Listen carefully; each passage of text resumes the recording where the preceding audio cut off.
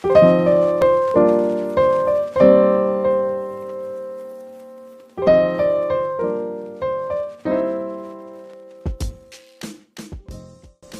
Yo Futuro, con Diego Valero. Síguenos en Spotify, iVoox y Apple Podcast.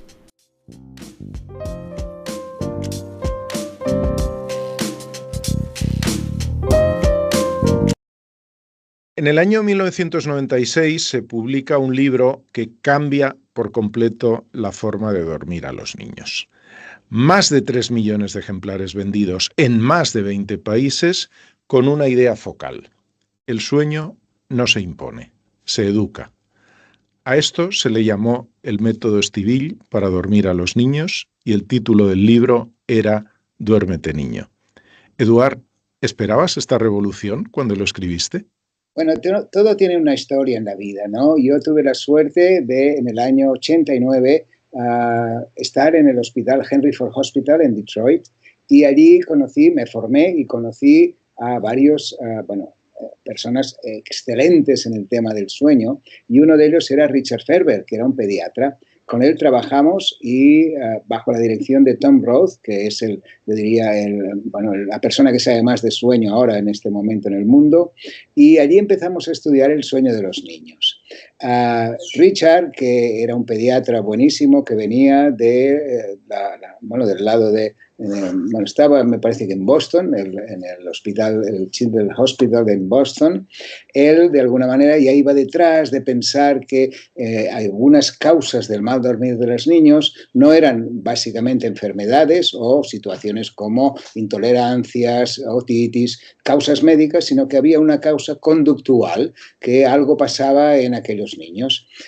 Junto con estas investigaciones, los cronobiólogos, que son los que nos dicen que dentro del cerebro hay un pequeño grupo de células, que es nuestro reloj biológico, que lo que hace este reloj es madurar poquito a poco, y precisamente en los primeros meses de vida este reloj todavía no funciona bien, y por esto los niños duermen a trocitos, como lo hacen los fetos en la barriga de las mamás. Empezó a desarrollar estas ideas de que el sueño, mediante estos ritmos biológicos y cómo sincronizarlos, cómo ayudar a estos ritmos biológicos a ponerse en hora, podíamos ayudar a los niños a dormir bien. Esta fue la base, dijéramos, científica de toda esta metodología. Él, además, con otros trabajos que conocimos en aquel momento, porque trabajamos juntos en el hospital, empezamos también a hablar con muchos pedagogos que nos hablaban de todo lo que era la conducta y cómo podía influenciar las enseñanzas que los padres podían dar a los niños para que estos pudieran empezar a dormir. Él definió muy claramente la idea de que el dormir es una necesidad del cuerpo, pero a dormir bien es una cosa que se puede enseñar, y algo que se puede enseñar es un hábito. Es lo mismo que el hambre, ¿no? El hambre es una necesidad del cuerpo, el sueño también lo es, pero el hambre, esta necesidad del cuerpo, se puede enseñar. Es decir, el comer bien, el comer educadamente, el comer con una cuchara en nuestra cultura o con palillos en la cultura japonesa, por ejemplo, es algo que de alguna manera se puede enseñar. Entonces, en aquel momento también descubrimos que había un porcentaje de niños, no muy grande, bastante grande, pero que era el 20-30% de los niños, que estos hábitos de aprender a comer, y porque no tenían ninguna enfermedad, se podían reeducar de alguna manera, ¿no? Esto fue la base de nuestros conocimientos científicos.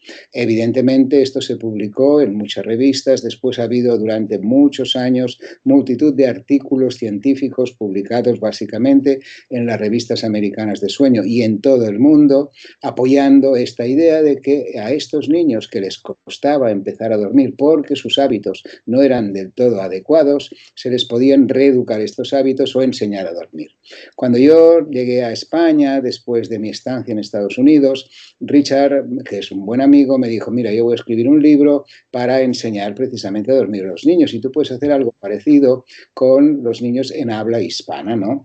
La verdad es que, pues basados en estos conocimientos, lo que hicimos, tanto él como yo, a escribir estas ideas, que eran ideas científicas. Claro, nosotros no somos unos gurús, nosotros no inventamos cosas, ¿no? Nosotros somos científicos que explicamos lo que la ciencia nos ha ayudado a entender, ¿no? Y esto fue uno de los casos. Entonces, lo que sucedió es que, evidentemente, como es algo serio, es algo científico, porque se basa en que podemos inculcar unos ritmos biológicos, unos hábitos y utilizar unas técnicas de agotamiento que se llama, que son los que los pedagogos de tipo conductual nos enseñaron, podíamos enseñar a dormir a los niños que dormían mal, es decir, que se despertaban muchas veces aplicando estas normas, pues podíamos de alguna manera enseñarlos a dormir en menos de una semana. Esto causó una gran revolución en el mundo medicina, sobre todo en todo el mundo, pero basado en los estudios de Richard, y nosotros en nuestro pequeño ámbito pues ayudamos también a que estas personas de alguna manera pudieran empezar a dormir. El nombre del método es básicamente es una invención, entre comillas, de los papás. La verdad que nosotros nunca habíamos dicho que hacíamos o el método Ferber o el método Stivil, pero de una forma cariñosa, tanto los papás de Estados Unidos como el resto del mundo y sobre todo los de habla hispana y después de otros idiomas, porque el libro, como tú bien has dicho, está traducido a 19 idiomas, pues entonces las mamás de forma cariñosa le llamaban el método Stivil. Es que yo no he hecho ningún método, yo de una manera pues nos habían enseñado, ¿no? Y esta es un poco la historia, ¿no? Esto ha ayudado a muchísima gente. Ahora ya llevamos ya casi 4 millones de libros vendidos. Está traducido a 19 idiomas. Y lógicamente, cuando hay una situación que es un poco pionera y que es novedosa y que encima pues se publica en un libro y tiene mucho éxito, siempre hay pues las cuestiones comerciales de competencia entre otras editoriales, con otros grupos de médicos que abogan por otro tipo de normas para enseñar a dormir, con lo cual hay poco de divergencia en las redes sociales, pero no hay ninguna oposición ni divergencia en lo que es el método científico. Es decir, la pediatría, por ejemplo, recomienda las mismas normas. La Sociedad Americana de Sueño recomienda las mismas normas. En todo el mundo, es decir, los médicos, los científicos están totalmente de acuerdo. En Internet es donde todo el mundo puede opinar y en esto yo no me meto en absoluto. Claro. No, de hecho, ¿cuántas mamás decían o papás decían que te duerma el doctor Stivil? Sí. Tengo anécdotas muy divertidas, ¿eh? Seguro, claro. Porque, por ejemplo, recuerdo, los papás están muy agradecidos, lógicamente, cuando un poco te dicen, me ha salvado la vida. Esto es una exageración, no he salvado nada, ¿no? Pero claro, de tener una pareja joven, porque normalmente son padres primerizos, que lógicamente nadie les ha enseñado nada y solo tienen a la abuela que de alguna manera les come la olla y les dice, oye, tienes que hacer esto, o la madre, o no sé qué, o la vecina, que siempre hay una vecina que opina sobre cómo hay que enseñar a dormir al niño. Sí, porque uno le dice los brazos, otra dale no sé qué, cántale una nana, bailale una sevillana, yo qué sé, cosas muy divertidas, ¿no? Pero la verdad es que los papás están agradecidos porque consiguen que de alguna manera puedan descansar, sobre todo los niños, porque son los primeros que se benefician de esta situación, y después los papás, ¿no? Y esta anécdota que te contaba, una vez un papá me encontró por la calle, porque claro, una cosa es los que venían a la consulta, yo sí que sabía el feedback, sabía cómo de alguna manera podíamos saber qué pasaba, ¿no? Pero con los libros no, yo no sabía qué sucedía con el libro vendido en Vigo o el libro vendido en Cádiz, ¿no? Y me encontré un día un papá en la calle y me dijo, doctor, tengo que explicárselo. Yo tengo su libro encima de la televisión en el comedor, pero encima, ¿eh?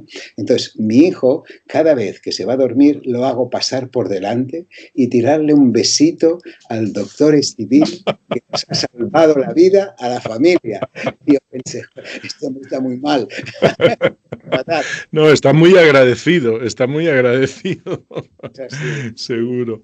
Bueno, el doctor Estivill es médico por la Universidad de Barcelona, con especialización en neurofisiología clínica y pediatría, un renombradísimo experto en medicina del sueño, y su carrera ha estado dedicada en gran medida a entender y tratar estos misterios del descanso nocturno, formado, como él mismo explicaba, en Estados Unidos, en los mejores centros del mundo. Dirige la Clínica del Sueño Estivill en la Clínica de Exeus de Barcelona, coordina la Unidad del Sueño del Hospital General de Cataluña, es autor de varios libros, entre ellos el ya citado y conocidísimo Duérmete Niño, que fue, como él mismo nos explicaba, una revolución en el enfoque sobre el sueño infantil. Eduard, nos hace una enorme ilusión tenerte aquí. Y además quisiera comentar, porque tú ya lo has anticipado, en este podcast hablamos de muchísimos temas, pero todos de alguna forma están unidos por las ciencias del comportamiento. Tú ya nos has desvelado cómo efectivamente el comportamiento es fundamental y cómo lo conductual influye a la hora de conseguir generar buenos hábitos, ¿no? Bienvenido y muchas gracias por acompañarnos.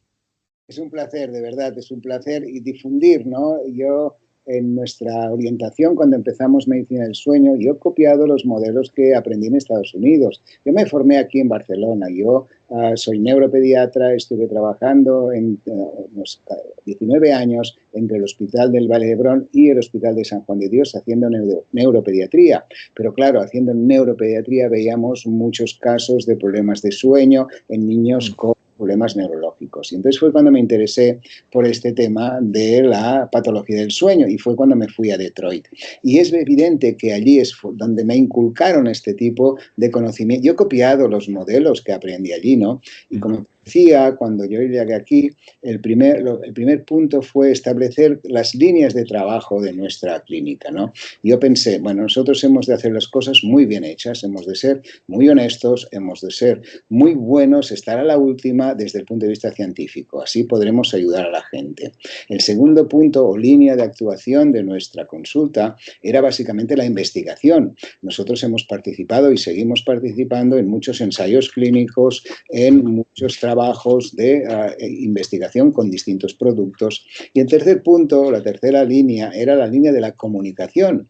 Y la comunicación en aquel momento, porque te hablo ya del año 89, empezamos con los medios clásicos, ¿no? Que eran los programas de televisión, los programas de radio, las entrevistas en los periódicos, pero después hemos ido dándonos cuenta, porque nos hemos adaptado, porque tenemos pacientes de todas las edades. Entonces hemos visto que la gente joven no escucha la radio, no ve la tele, no lee el periódico, pero en cambio están informadísimos. ¿Y dónde se informan? Yo he pensado, ¿dónde saben estos tíos estas cosas? Yo tengo 3 niños.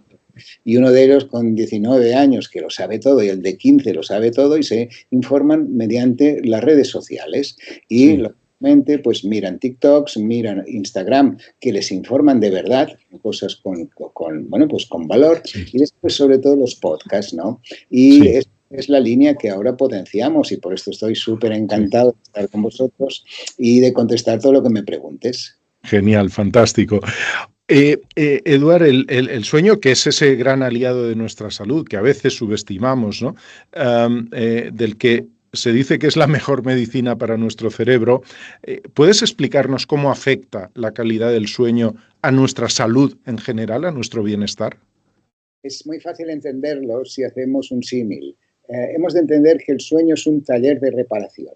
Cuando nosotros dormimos, lo que hace este sueño, es decir, este taller, lo que hace nuestro cerebro, es precisamente reparar y restaurar todo lo que hemos estado durante el día. Por lo tanto, podemos definirlo como el sueño es un taller de reparación en el aspecto físico y restauración en el aspecto intelectual. Por ejemplo, si una persona está muy cansada porque ha hecho mucho ejercicio, ha andado mucho, ha hecho algo físico importante durante el día, si duerme, al día siguiente estará más descansado y podrá volver a hacer su trabajo o su actividad. Lo mismo sucede con la actividad mental. Hoy en día sabemos todo lo que aprendemos durante el día, durante la noche consolidamos estos aprendizajes y lo que hacemos es elaborar nuestra memoria. Fíjate, en castellano hay una frase muy adecuada que dice lección dormida, lección sabida. Y esto es así cierto, porque precisamente mientras dormimos lo que hacemos es, de alguna manera, sintetizar lo que nos interesa y configurar la memoria. Entendiendo esta idea, entenderemos que si este taller no funciona a las horas que necesita para que reparar todo, y esto está en función de la edad, al día siguiente tendremos las complicaciones. Por ejemplo, para que el niño esté bien, un niño de 7 años o 5, necesita dormir como mínimo 11 horas. El taller necesita funcionar 11 horas, porque un niño se mueve mucho, un niño aprende muchas cosas, y para estar bien al día siguiente necesita estas horas de sueño. Un adolescente necesita 9, y pocos adolescentes lo hacen porque tienen demasiados TikToks para mirar y demasiados Instagrams para comentar, ¿no? Pero bueno, está bien, ya vamos haciendo de alguna manera difusión de estos conocimientos y cada vez más los adolescentes nos hacen caso. Los adultos necesitan entre 7:30 y 8, y los adultos mayores, a partir de los 65 años, necesitan menos horas, y esto también es lógico. Una persona, un adulto mayor ya no se mueve tanto como un chaval de 20 años, por lo tanto, con menos horas tendrá suficiente y ya no aprende tanto porque sabe muchas cosas. Con lo que 6 horas y media puede ser suficiente. Hay algunos adultos mayores que duermen más, pero lo importante es convencerles o enviarles este mensaje de que, fíjate qué pasa, ¿no? Cuando somos jóvenes tenemos mucho sueño y pocas horas para dormir. Cuando nos hacemos mayores tenemos muchas horas para dormir y poco sueño.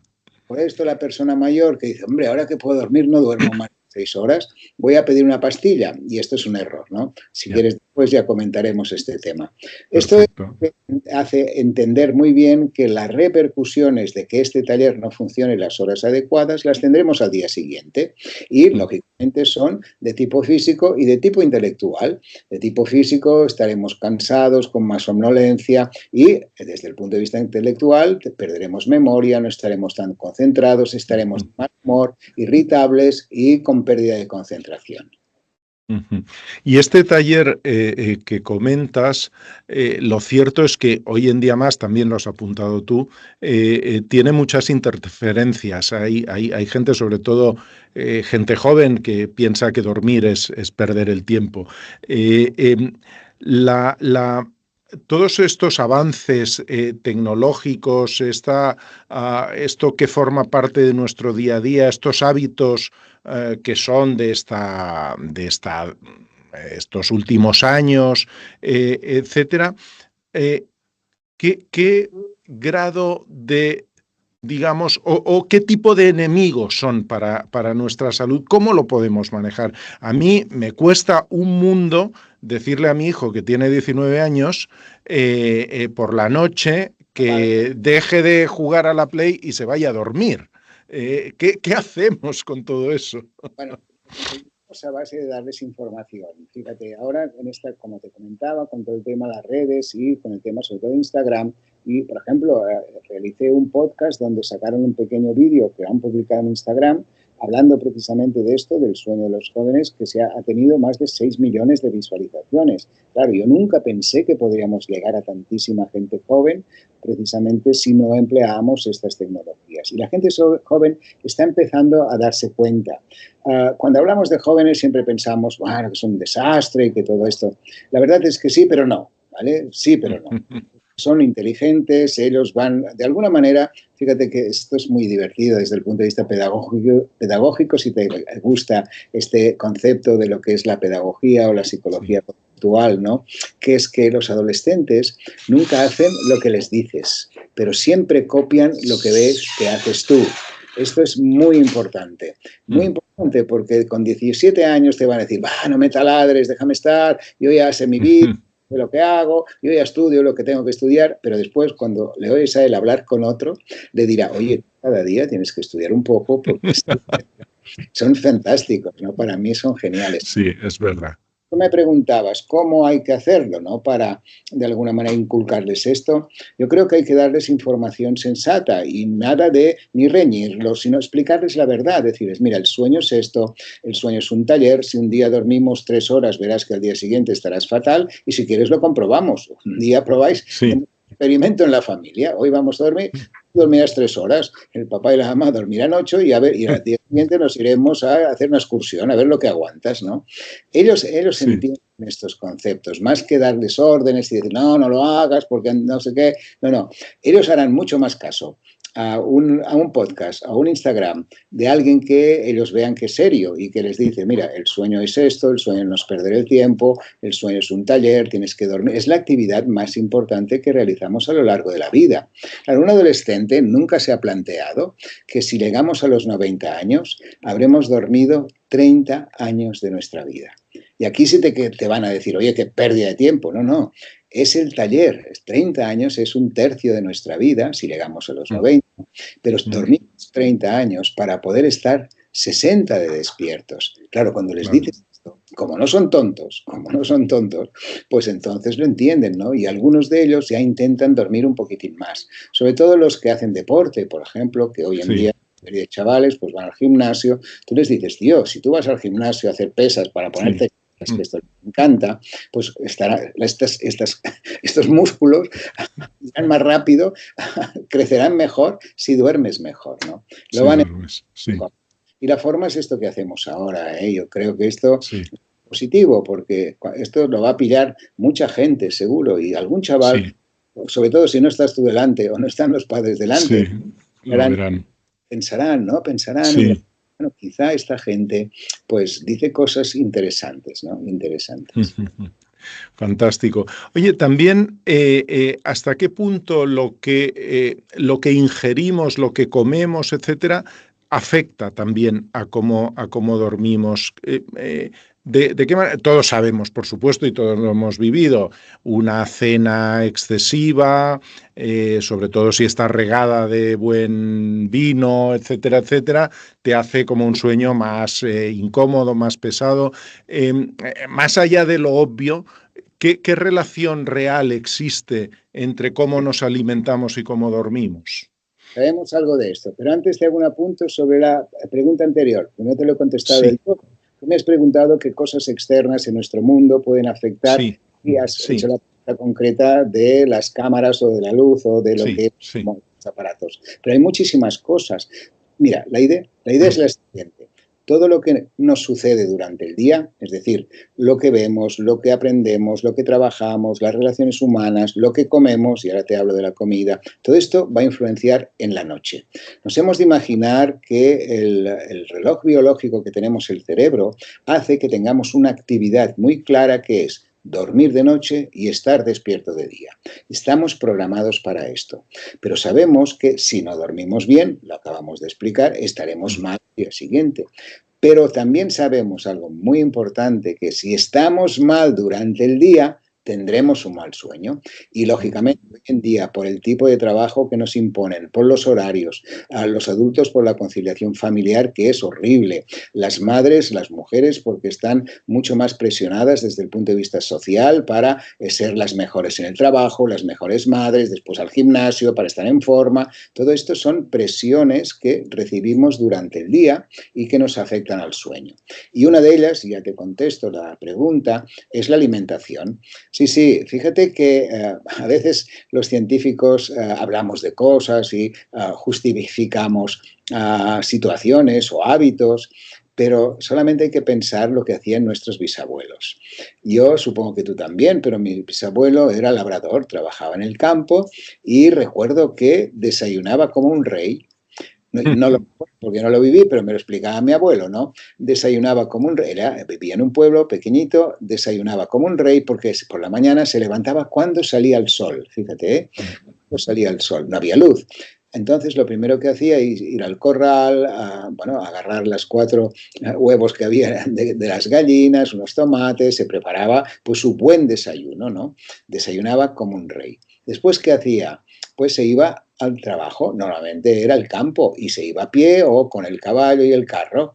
Andaba como mínimo a veces 1 hora, 2 horas, y le tocaba el sol. Fíjate que todo esto que decimos ahora, los científicos, y nos llenamos la boca de las buenas normas de sueño, que hay que hacer ejercicio por la mañana, nos tiene que tocar la luz, y si el bisabuelo levantara la cabeza diría, pero si esto es lo que hacía yo, sin tanta tontería como estáis explicando vosotros, ¿no?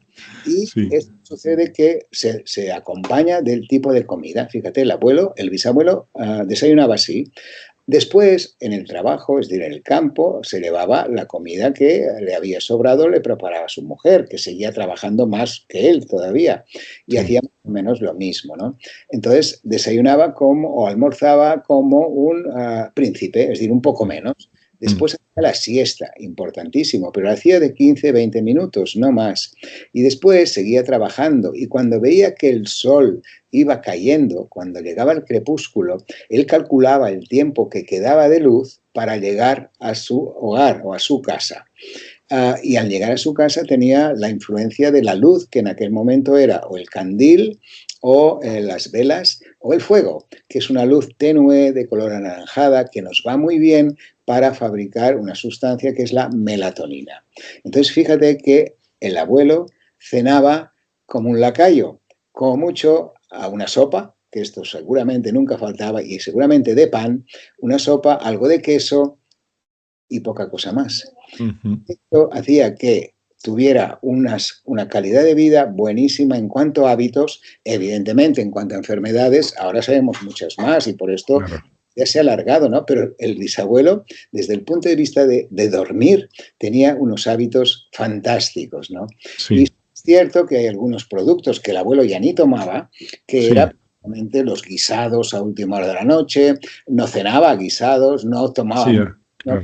Una pequeña copita como mucho, o bebía en porrón, que es lo que se Sí. hacía en aquel Sí. momento, con cantidades muy pequeñas, ¿no?, de alcohol, porque el alcohol, si tomamos demasiado, hace que el sueño entre muy rápido, pero no llega al sueño profundo. Y esto es la razón por la cual desaconsejamos beber alcohol por la noche. Claro. Pero piensa que hay algunas culturas que esto se lo pasan por forro, ¿no? Porque los anglosajones se toman su Bloody Mary a la hora antes de irse a dormir, ¿no? Y no duermen muy bien, que digamos, Yeah.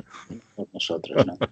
Sí que hay alimentos que están más, dijéramos de alguna manera, recomendados durante el día porque Sí. son energizantes, como pueden ser la carne, la pasta, las verduras siempre, y otros que pueden aportar sustancias como triptófano, que estarían más adecuadas para la noche. Uh-huh. La historia del bisabuelo me recuerda un poco a una canción, no de las más conocidas de Serrat, que es La abuelita de Kundera, donde nos explica que las abuelas ya lo sabían todo, ¿no? Como el bisabuelo que nos has explicado, ya lo sabían todo. Pues, Este, los, sí, perdona. los científicos después pensamos que descubrimos la luna. Es que es brutal esto, ¿no? Esto que te Sí. decía antes de que por la noche configuramos la memoria y que lección dormida, lección sabida, esto las abuelas lo sabían perfectamente. Lo sabían. Recuerdo mi abuela, antes de un examen, siempre oía yo la misma canción: vete a dormir pronto, que si duermes bien mañana te acordarás de todo. ¿Quién se la había explicado? Mi abuela no Yeah. había podido ir a la escuela, vivió Claro. con lo cual vivía en un pueblo que pasaban hambre y tuvo que emigrar a Cataluña. Es decir, Sí. esta gente tenía un saber popular que Sí. después los científicos, bueno, pues podemos corroborar o podemos de alguna manera pues hacer más énfasis, ¿no? Pero ya lo tenían todo inventado. Sí, sí, sí, desde luego, desde Sí. luego. Y yo creo sí, los científicos seguramente lo que ayudáis efectivamente, aparte de seguir descubriendo cosas, es a ordenar todo ese conocimiento, a poner método y que eso sirva para poder desarrollar nuevas cosas que son tremendamente útiles. Otro famoso doctor, Peter Attia, que ha escrito recientemente un libro que se llama Outlive, dice que el sueño junto a la alimentación, el ejercicio y el control del estrés, un poco lo que tú nos contabas, son las 4 herramientas para garantizar una longevidad larga y saludable. Es cierto que ahora también nos lo has contado tú, la esperanza de vida ha crecido muchísimo, en un siglo se ha duplicado, en todo el mundo prácticamente, y seguimos, ahora lo que perseguimos ya no solo es vivir más, sino que hablamos de esperanza de vida saludable, que eso es fundamental. ¿Hasta qué punto el sueño influye también en la longevidad?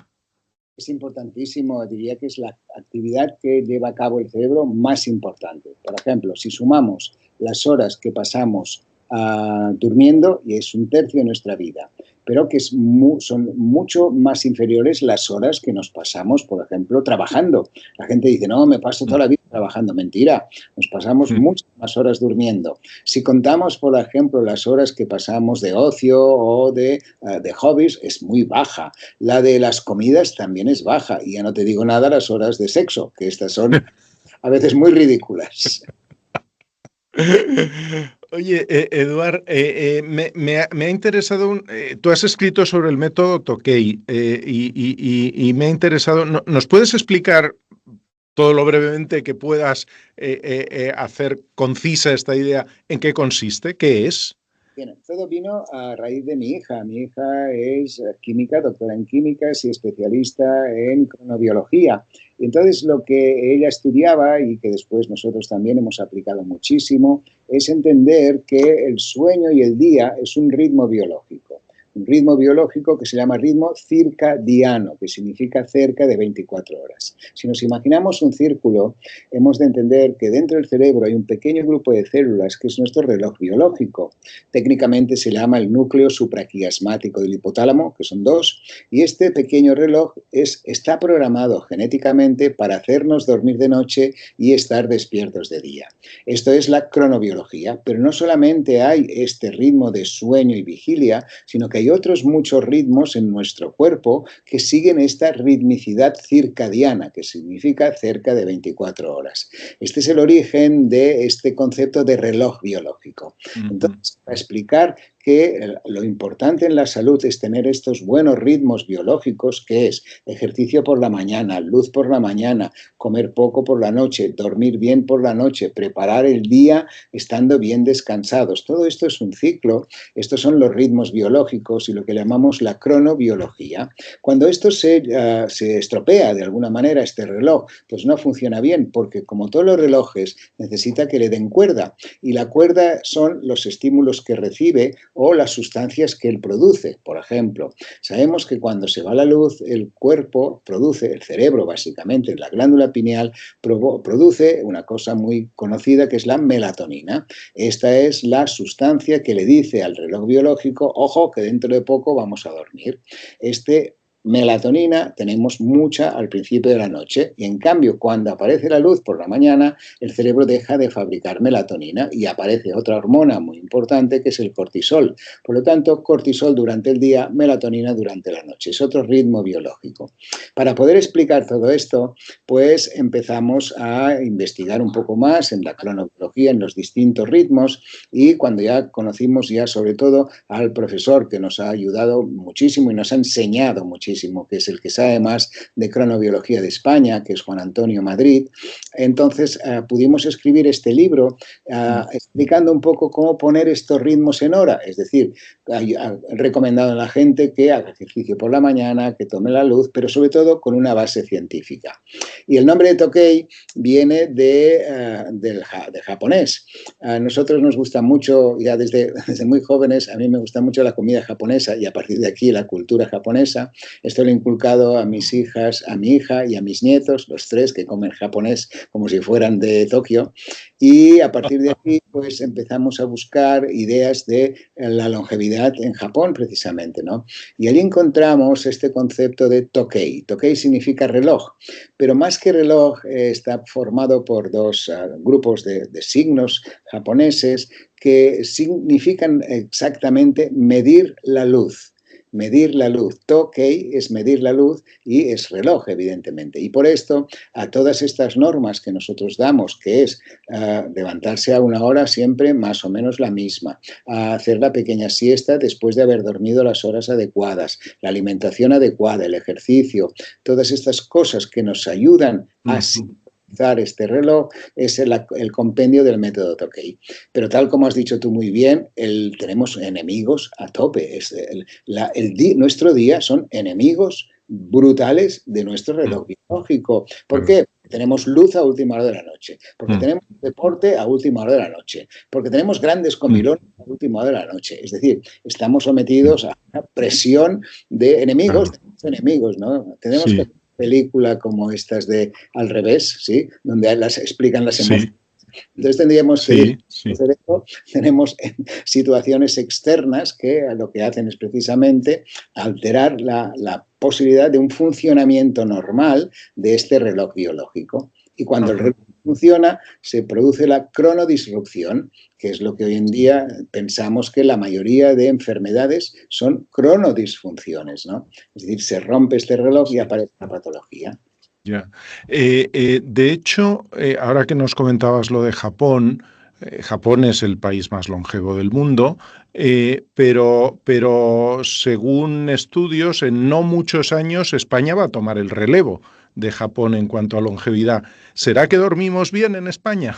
Bueno, España dormimos peor que el resto de los europeos. Somos un desastre, te lo explico yo bien. Es muy claro. Y no es por culpa de los españoles, es por culpa de los hábitos que nos han impuesto desde lo que son las autoridades que rigen nuestros horarios laborales, porque somos un país donde nos levantamos a la misma hora que los europeos, pero en cambio nos acostamos un promedio de casi una hora más tarde. Esto hace que seamos un país corto de sueño.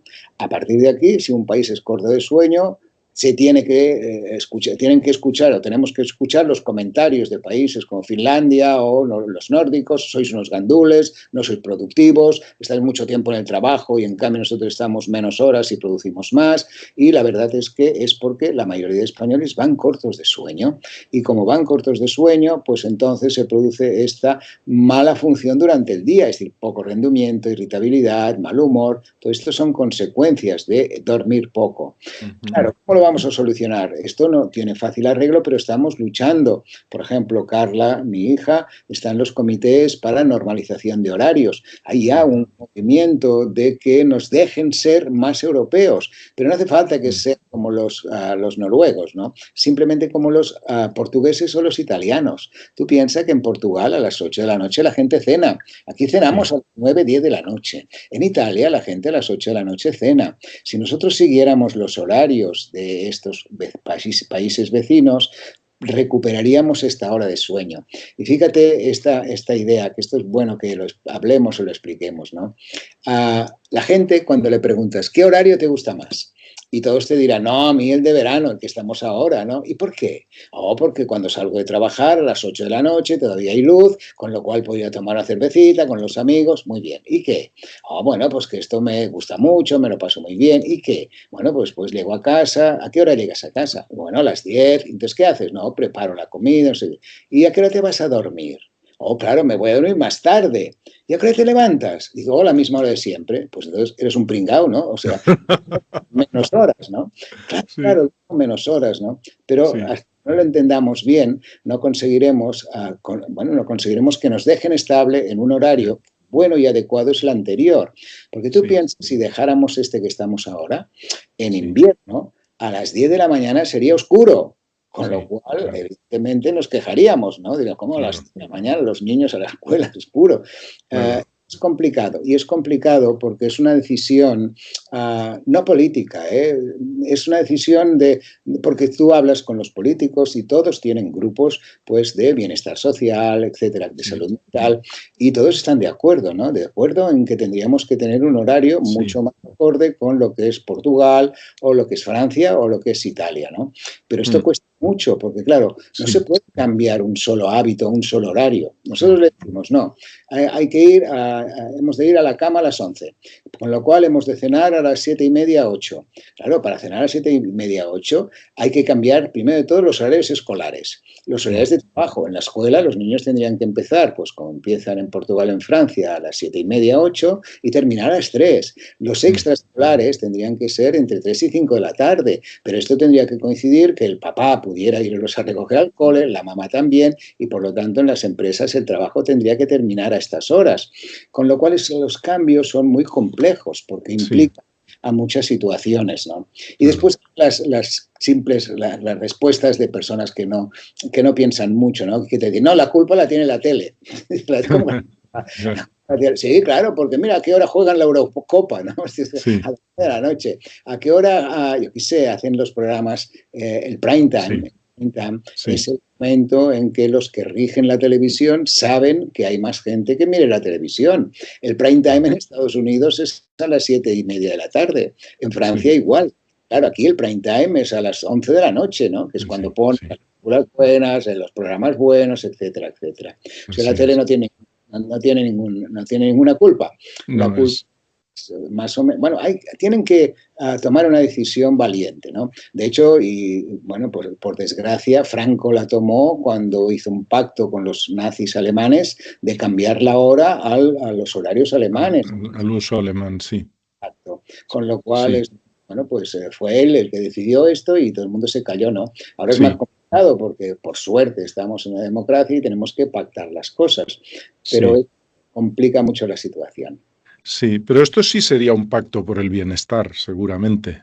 Seguro. Y los te lo dicen todos, ¿eh? O sea, no es un problema político, no es de derechas, izquierdas, no tiene nada que ver. No. Ustedes dicen que sí, que es verdad, que lo vamos a hacer. Pero lo que no encuentran es la manera de hacerlo, porque como no se puede hacer por decreto, porque no se puede levantar el que mande en aquel momento y diga, no, aquí vamos a hacerlo así, será muy complicado. Claro. Bueno, oye, esto quería, para la parte ya final de esta agradabilísima charla y mirando un poco hacia el futuro, ¿qué investigaciones actuales hay sobre el sueño que crees tú que son más prometedoras para mejorar nuestra calidad de vida en general? Tenemos mucha suerte de que la patología del sueño todavía es una especialidad muy nueva y continuamente estamos aprendiendo cosas de enfermedades, descubriendo cosas de enfermedades. Por ejemplo, hay una enfermedad que es el síndrome de las piernas inquietas, que es esta sensación de inestabilidad en las piernas, malestar. Claro, de esto no se sabe nada y hay que buscar básicamente los mecanismos por los que se produce y sobre todo el tratamiento más adecuado. Lo mismo sucede con otros tipos de enfermedades como son la narcolepsia, que es esta enfermedad que la gente tiene ataques de sueño. Todo esto es muy prometedor porque va a cambiar mucho la vida de las personas que padecen estos trastornos. Pero sobre todo yo creo que el punto clave y más importante es este de la cronobiología, el entender ritmos biológicos, esta sucesión de fenómenos que tienen una periodicidad, que esta periodicidad es de 24 horas que tenemos en el cuerpo, porque no solamente hay este reloj en el cerebro, que es el director de orquesta, pero tenemos relojes en otros lugares de nuestro cuerpo. Por ejemplo, en la piel. En la piel hay un reloj que controla la reproducción de la piel. Tú sabes, por ejemplo, que la piel cambia continuamente desde que nacemos hasta que nos vamos de este mundo, pero el momento en que hay más regeneración de la piel es precisamente las 2-3 primeras horas de sueño. En cambio, durante el día no regeneramos tanto nuestra piel. Por esto, si dormimos mal, la gente tiene ojeras. Caray, es súper interesante todo lo que nos has contado. Yo personalmente me estaría horas charlando contigo porque yo creo que el sueño como parte de nuestra vida es algo en lo que quizá no hemos pensado lo suficiente y no le damos suficiente importancia, pero oye, qué bien se está después de haber dormido bien, ¿verdad? De una buena comida o de con buena... Sí. Y aunque gane el equipo de tu vida, siempre será por un buen sueño, siempre. Sin duda. Querido doctor Estivill, nosotros en este podcast siempre acabamos con la misma pregunta a todos los que nos han acompañado a bailar este tango que hemos escuchado juntos, que es ¿cómo ves tú tu yo futuro? Yo siempre soy positivo y prometedor. Yo nunca te diré que lo pasado fue mejor. Creo que había buenos hábitos en nuestros bisabuelos, pero yo pienso que ahora estamos mucho mejor que antes, en el sentido que hay más oportunidades. Yo ya sé que puntualmente hay situaciones pues mucho peores, lo que sé, el futuro de algunos jóvenes que estudian mucho, que están súper bien preparados, pero después no encuentran trabajos adecuados, tienen que emigrar. Todo esto, el conjunto, si nos paramos a mirar cosas pequeñitas o una a una, la verdad es que estaríamos llorando toda la vida o toda nuestra existencia, ¿no? Pero yo soy positivo, yo creo que vamos a mejor. La gente, bueno, hay guerras, pero siempre las ha habido. Antes eran guerras de 100 años, ahora esperemos que no sea tanto, ¿no? Sí. Pero mi visión es positiva. Yo estoy contento, satisfecho y además sobre todo de pertenecer a una comunidad científica como son los especialistas del sueño, donde tenemos un campo enorme para poder ayudar a la gente, ¿no? Esto para mí es básico, porque la verdad es que yo diría que en otras especialidades pues es mucho más duro, ¿no? Si yo fuera especialista en cáncer, o como yo trabajé muchos años como neuropediatra, ¿no? En San Juan de Dios, y llevaba a niños con problemas cerebrales importantes, ¿no?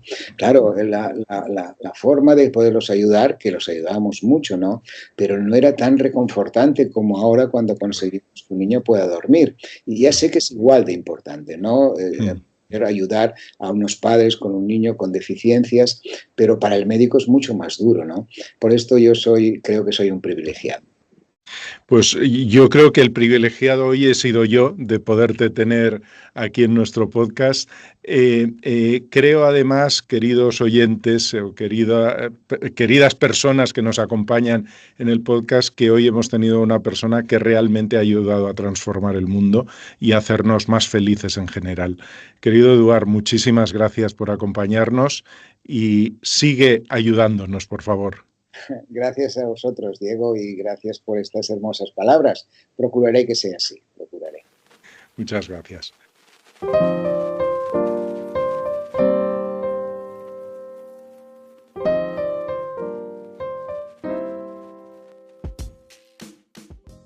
Estás escuchando Mi Yo Futuro. Síguenos en Spotify, iVoox y Apple Podcast.